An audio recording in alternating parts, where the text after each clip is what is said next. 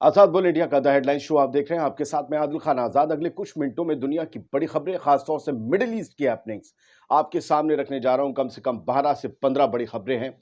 Hezbollah के जो service सरवाए Hassan Nasrallah, उन्होंने अपना वादा निभाते हुए नई इजरायली बेसिस पर नए हथियारों के साथ हमला किया है, उसके बारे में बताऊंगा।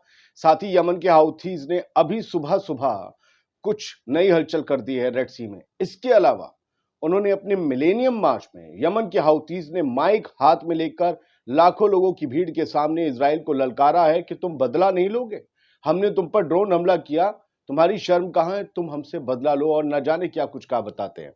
साथ ही कल मैंने आपको बड़ी खबर बताई थी, आज की बड़ी खबर है कि भाई आज की पूरे दिन की बड़ी खबर है कि आईसीजे ने, इंटरनेशनल कोर्ट ऑफ जस्टिस ने कहा है कि वेस्ट बैंक पर जो भी कब्जा है इजराइल का वो नाजायज है, उसे हटना चाहिए।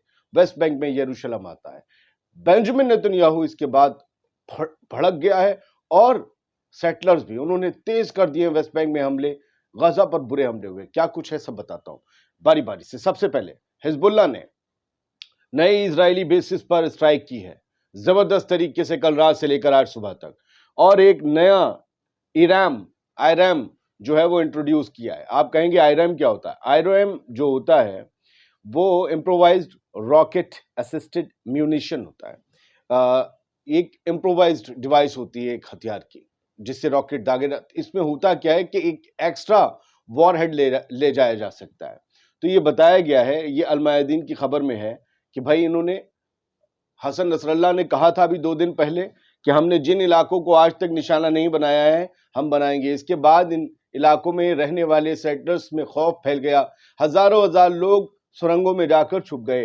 The Islamic resistance in Lebanon Hezbollah announce a series of operation on the Friday, और ये जुमे के दिन उन्होंने हमलों को अंजाम दिया। सनीचर की रात तक हमारे यहाँ तो लग चुकी थी, वहां नहीं हुई थी, ये जारी रहे।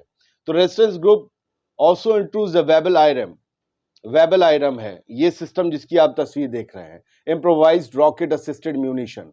इससे इन्होंने एक तो रेंज ज्यादा पकड़ ली और एक्स्ट्रा वॉरहेड जा सकता है। बड़ा वॉरहेड मतलब बड़ा धमाका करने के लिए साजो सामान इसके साथ जाएगा। और इन्होंने जब हिट किया है इजरायली कब्जे वाले इलाकों को, तो इन्होंने कहा कि भाई हमने अपने टारगेट्स अचीव किए हैं। और ये जो है साउथ लेबनान में भी लगातार इजराइल के हमले जारी हैं, वहां भी भारी तबाही हो रही है। ऐसा नहीं है, इजराइल के पास हथियार खुद के भी घातक है, अमेरिका भी दे रहा है। इम्प्रोवाइज्ड म्यूनिशन के बारे में हमने पढ़ा तो ये जाना कि भाई इसमें जो होता है मेटल प्रोपेन सिलेंडर्स लगे हुए होते हैं जो इसे और घातक और खतरनाक तेज बनाते हैं। ये इसकी तस्वीर ऐसे पड़ी हुई दिखाई जा रही है, पढ़ना जरूर चाहिए जो भी चीज नहीं आए उसके बारे में। यूकेएमटीओ आ जाते हैं यमन के हाउथीज पर। यूकेएमटीओ ने कहा है कि अभी अभी, और ये जब मैंने खबर बनाई आपसे 1 घंटा पौन घंटा पहले, एडिट होने में टाइम लगता है, तब उसी वक्त 1 घंटे 59 मिनट के करीब पहले आई थी। यानी आज दिन में करीबन 11 बजे की खबर है कि यूकेएमटीओ को एक इंसिडेंट के बारे में पता चला है जो रेड सी में घटा है अदन के पास। और यहां पर 83 नॉटिकल माइल यानी 83 समुद्री मील दूर किसी जहाज पर कोई हमला हुआ है।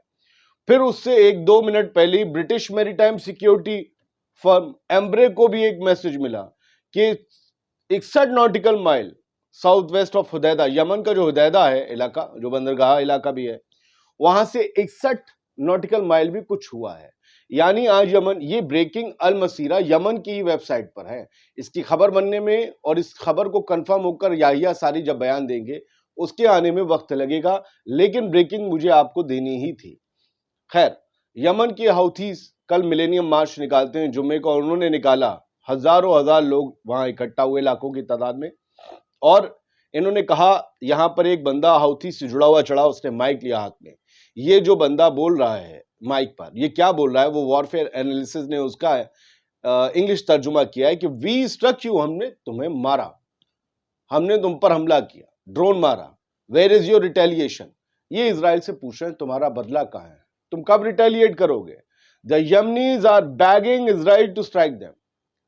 यमन के लोग क्या लोग हैं, ये लोग बैग कर रहे हैं, ये लोग भीख मांग रहे हैं, ये लोग मतलब इल्तिजा कर रहे हैं इजराइल से कि हम पर हमला करो भाई, हमला तो करो सही।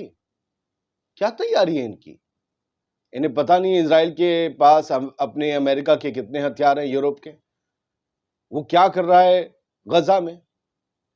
क्या इन्होंने उससे ज्यादा कुछ जमा कर रखा है जो ये कह रहे हैं कि यार प्लीज हम पे हमला तो करो?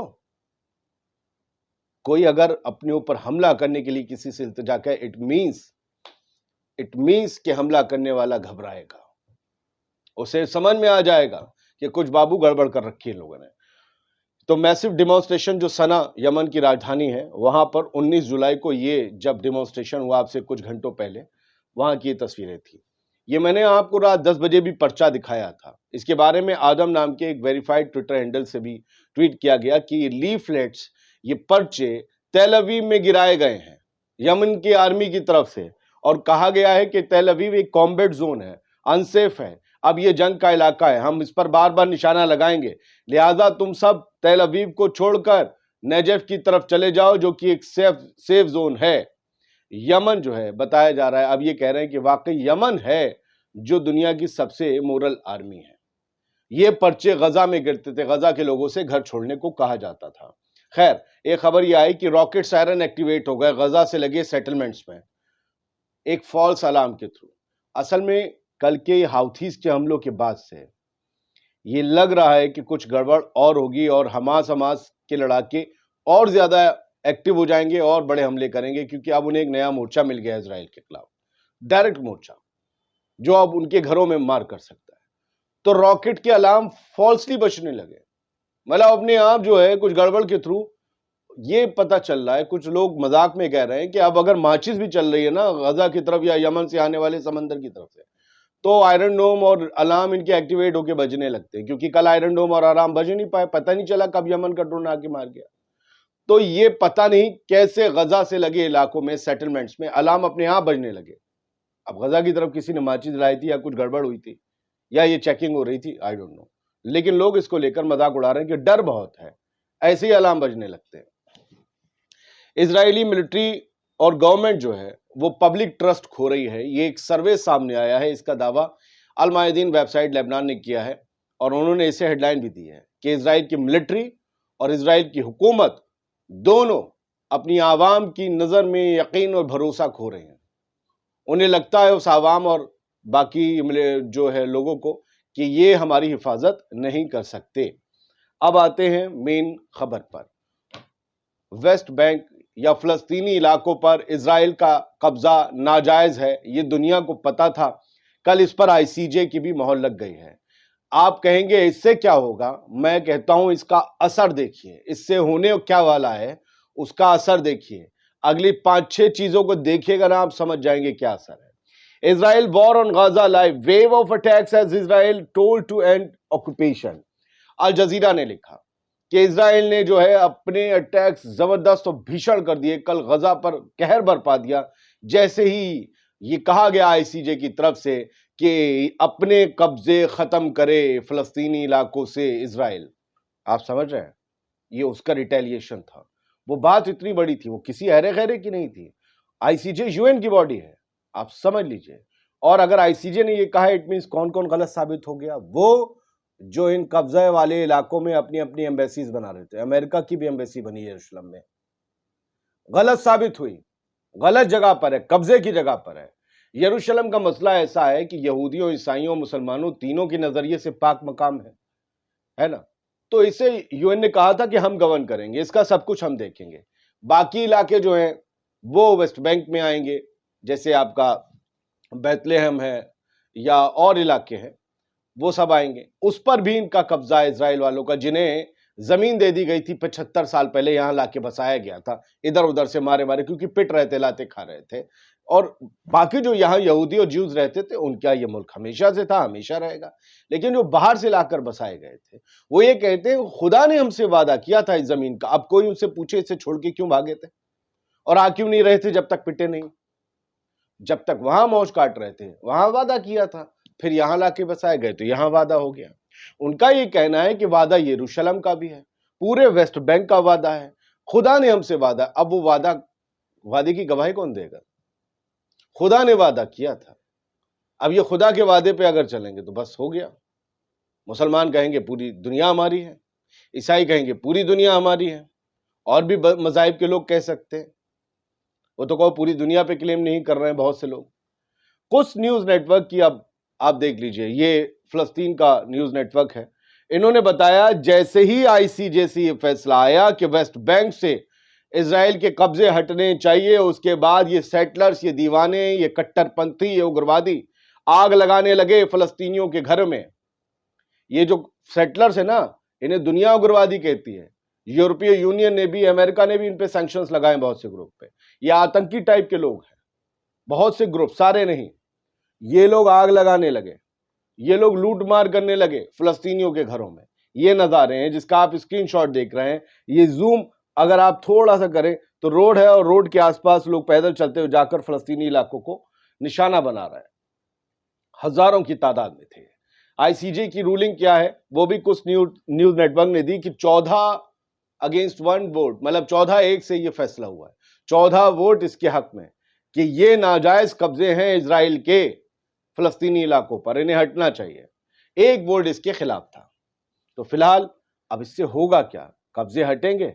मुझे लगता है एक और बड़ा कॉन्फ्लिक्ट होगा, क्योंकि नाजायज चीजों को हटाने के लिए कॉन्फ्लिक्ट्स होते ही हैं। बेंजामिन नेतन्याहू भी इसके बाद भड़क गया। उसने अपने एक्स प्लेटफॉर्म पर आकर खुद एक पोस्ट की और लिखा, the Jewish people are not occupiers on their own land, कि जो यहूदी हैं वो अपनी जमीन पर कब्जा करने वाले नहीं हैं। यानी उसका कहना है कि गजा हो, फिलिस्तीन हो, ये सब यहूदियों की जमीन है और हम इन पर कब्जा करने वाले लोग नहीं है, ये जमीनें तो हमारी हैं, including in our eternal capital Jerusalem, nor in Judea and Samaria. मतलब कि हम, चाहे वो हमारी इटर्नल कैपिटल जेरूसलम हो, जूडिया हो या समारिया हो, कहीं भी हमने कब्जा नहीं किया, सब हमारी मिल्कियत है, our historical homeland. No absurd opinion in the Hague. वो ये कहते हैं कि हेग, जहां पर ICJ है, वो हेग शहर में है, तो हेग में जो कुछ भी हुआ हो, हिस्टोरिकल ट्रुथ को झुटला दिया गया हो, बरगला दिया गया हो, लेकिन हम अपने एंसेस्ट्रल होम में हमेशा रहते रहेंगे। सोचिए, इन्हें 1975 से पहले इनका कहां था ये हिस्टोरिकल होम, एंसेस्ट्रल होम कहां था? नहीं पता। जर्मन में थे, पोलैंड में थे, और न जाने कहां कहां थे। खैर, सुलेमान अहमद एक बहुत बड़े कमेंटेटर हैं पॉलिटिकल, उन्होंने यही लिखा है कि भाई जो है ICJ का ओपिनियन जो है वो फिलिस्तीनी लोगों की 100% ज़मीन को पक्का करता है, ये उन्हीं की ज़मीन है, बाहर से आए हुए सब कब्जाधारी हैं। इस तरीके से यरूशलेम में बनाए गए अमेरिकन एम्बेसी भी जो है वो गलत है, नाजायज़ है, यानी अमेरिका भी नाजायज़ काम कर रहा है। अच्छा, अब IDF ने कहा है कि we are fighting a multi front war, हम लोग मल्टी फ्रंट पर जंग लड़ रहे हैं, कई मोर्चे खुले हुए हैं। हम गजा में लड़ रहे हैं, हिजबुल्लाह से लेबनान में लड़ रहे हैं, और मिलिशिया से इराक और सीरिया में लड़ रहे हैं, और हाउथी से अब यमन में भी हमारी लड़ाई छिड़ गई है, और ये सारी ईरान की प्रॉक्सीज हैं। हम, और जो है ईरान भी इसके पीछे खड़ा हुआ है। तो भाई अब जो है हम इनसे सबसे जंग लड़ रहे हैं और हम इनसे जंग लड़ते रहेंगे। खैर, मुझे लगता है कि अब यहीं ख़त्म करना चाहिए। खबरें तो मेरे पास बहुत सी थी। उम्मीद ये करते हैं ये वीडियो आपके लिए इन्फॉर्मेटिव रहा होगा, अच्छा रहा होगा। आप लोग ज़रूर आज़ाद बोल इंडिया को अब तक ना किया हो, सब्सक्राइब तो कर लें। दुनिया टुडे हमारा दूसरा चैनल, जहां पर विजुअल्स के साथ वीडियो आते हैं, जंग के पूरे विजुअल्स होते हैं। उम्मीद करते हैं आप वहां तक पहुंचे होंगे। नहीं होंगे तो डिस्क्रिप्शन में नीचे लिंक पड़ा है, जाएं वहां वीडियो देखें और इस चैनल को सब्सक्राइब करें। ये रहा QR कोड हमें सपोर्ट करने के लिए। खुश रहिए, सलामत रहिए और आज़ाद बोल इंडिया पर वीडियोज़ देखते रहिए।